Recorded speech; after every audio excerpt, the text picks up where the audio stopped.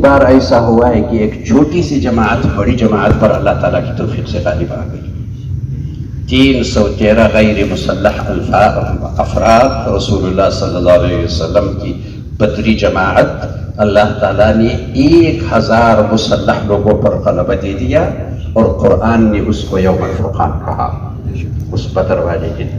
تو یہ بھی اسی قسم کی تاریخی وہ ہے. تو میں آپ حضرات کو یہ عرض کرنا چاہتا ہوں کہ اللہ کا شکر بھی ادا کرنا چاہیے، اور ایسے مسلمان بھائیوں کے لیے استقامت کی دعا بھی کرنی چاہیے. اس وقت تو کریں گے، لیکن میری گزارش ہے کہ مستقل طور پر یہ دعا جاری رہے کہ اللہ تعالیٰ ان کی حفاظت فرمائیں، اور ہمارا یہ ملک جو الحمدللہ جو اس وقت مجمع ہے، اس ملک میں طول و عرض میں کہاں کہاں الحمدللہ مساجد نمازوں سے بھری ہوئی ہیں، دینی تعلیم ہے، دینی مراکز ہے، لوگوں کے اندر الحمدللہ جذبات ہے، اور اللہ نے انہی جذبات کے ذریعے اس ملک کی حفاظت فرمائی. بعض مرتبہ لوگ کہتے ہیں، اور یہ حقیقت بھی ہے، کہ اس ازلی دشمن ملک کے حساب سے تو ہماری فوج تو تعداد کے حساب سے کم ہے، لیکن الحمدللہ ان میں ایمانی طاقت ہے. اور اگر یہ کہا جائے ایک حساب سے، میں تو کبھی یہ بھی کہتا ہوں کہ ہماری فوج کی تعداد بھی زیادہ ہے ان سے. بعض لوگ کہتے ہیں کہ ان کو تو شاید اس کا پتہ ہی نہیں ہے کیسے زیادہ ہے. میں نے کہا یہاں ہماری فوج صرف یہ نہیں ہے کہ جو صرف وردی والے حضرات ہیں، یہاں کا ہر مسلمان فوجی ہے. تو پھر یہ پوری تعداد آپ گن لیجیے ان کی فوج سے زیادہ ہے یا نہیں ہے. ہر مسلمان الحمدللہ اس مسلمانوں کی سرزمین کے لیے اپنی جان دینے کے لیے مکمل طور پر تیار ہے. تو پھر بتائیے یہ ہر مسلمان کو اگر فوجی شمار کیا جائے، ہماری فوج زیادہ ہے یا ان کی زیادہ ہے؟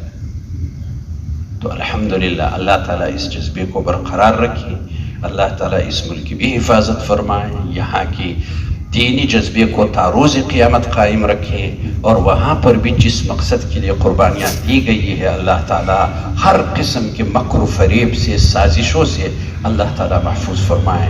الحمدللہ جو خبریں آ رہی ہیں ان میں بہت ہی سنجیدگی، اور اللہ تعالیٰ نے ان کو بہت ہی ہر چیز کی تجربے سے نوازا ہے. قرآن کریم کی ایک آیت بھی ہے کہ جو ہماری راہ میں جہاد کرتے ہیں ہم ان کی رہنمائی بھی کرتے ہیں.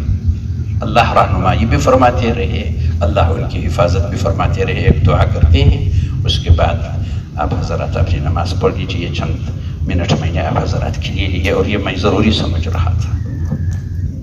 الحمدللہ رب العالمین. یا اللہ، تیرے جس دین کے لیے جو قربانیاں دی گئی ہیں، ان قربانیوں کا نتیجہ تیری توفیق سے سامنے نظر آیا. اے اللہ ان کی حفاظت بھی فرما، اے اللہ اس ملک کی حفاظت فرما، اور اس ملک کی حفاظت فرما. جو باطل طاقتیں ہیں، جو مسلمانوں کی دشمن ہیں، مسلمانوں کی سرزمین کی دشمن ہیں، مسلمانوں کے خلاف سازشیں کر رہے ہیں، ہمارے اس ملک یا اس ملک کے خلاف سازشیں کر رہے ہیں، اے اللہ ہم تو مسلمان ہونے کی خاطر اور اپنے نبی محمد رسول اللہ صلی اللہ علیہ وسلم کی ہدایات کی پیروی کرتے ہوئے ان کے حق میں بھی یہی دعا سب سے پہلے کرتے ہیں، اور یہی ہماری کوشش بھی ہوگی کہ اے اللہ ان کو بھی ہدایت نصیب فرما، ان کو اس قسم کی سازشوں سے باز رہنے اور راہ حق اختیار کرنے کی توفیق عطا فرما، ان کو ایمان کی توفیق عطا فرما.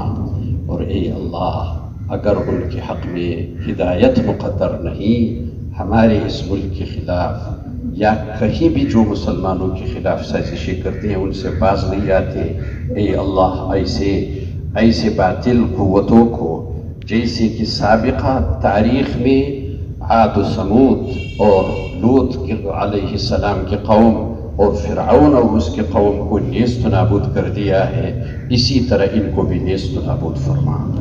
اے اللہ ہمارے اس ملک کو استحکام نصیب فرما، ترقی عطا فرما، مسلمانوں کو آپس میں اتحاد و اتفاق نصیب فرما. اے اللہ ہر قسم کی مشکلات کو آسان فرما. اے اللہ حاضرین یا ان کے متعلقین میں سے جن کی بھی جائز مقاصد ہوں سب کے جائز مقاصد کو حل فرما، پریشانیاں مصیبتیں اپنے فضل و کرم سے دور فرما، اور اے اللہ یہ جو وبا پھیلی ہوئی ہے اس سے بھی سب کی حفاظت فرما۔